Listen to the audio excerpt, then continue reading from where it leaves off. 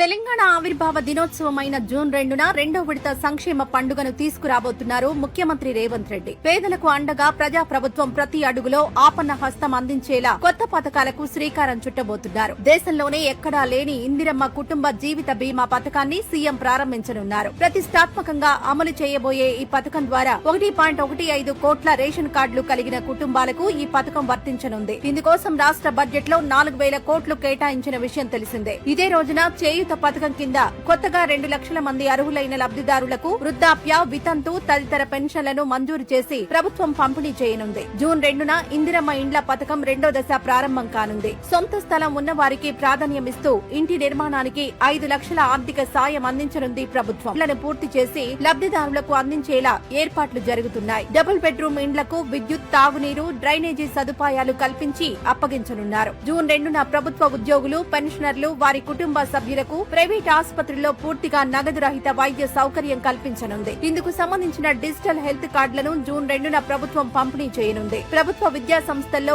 అధునాతన మౌలిక వసతులు కల్పించనుంది. ప్రతి నియోజకవర్గంలో మోడల్ స్కూళ్లను ప్రారంభించే ప్రక్రియ ముమ్మరం చేయనుంది. కొత్త విద్యా సంవత్సరం నుంచి ఇంటర్మీడియట్ విద్యార్థులకు కూడా మధ్యాహ్న భోజన పథకాన్ని సీఎం ప్రారంభించనున్నారు. నిరుద్యోగ యువత కోసం సీఎం ఓవర్సీస్ ఎంప్లాయ్మెంట్ ప్రోగ్రామ్ ను ముఖ్యమంత్రి ప్రారంభించనున్నారు. సనత్ నగర్ టిమ్స్ ఆసుపత్రి జూన్ 2న ముఖ్యమంత్రి రేవంత్ రెడ్డి చేతుల మీదుగా ప్రారంభం కానుంది. ప్రతి ఒక్కరికి సంక్షేమం, ప్రతి ఇంటికి ఆపన్న హస్తం అందించాలన్నదే ప్రజా ప్రభుత్వం లక్ష్యం. త్వరలో జరగనున్న కేబినెట్ సమావేశంలో పథకాల అమలుపై విధి విధానాలను ప్రభుత్వం ఖరారు చేయనుంది.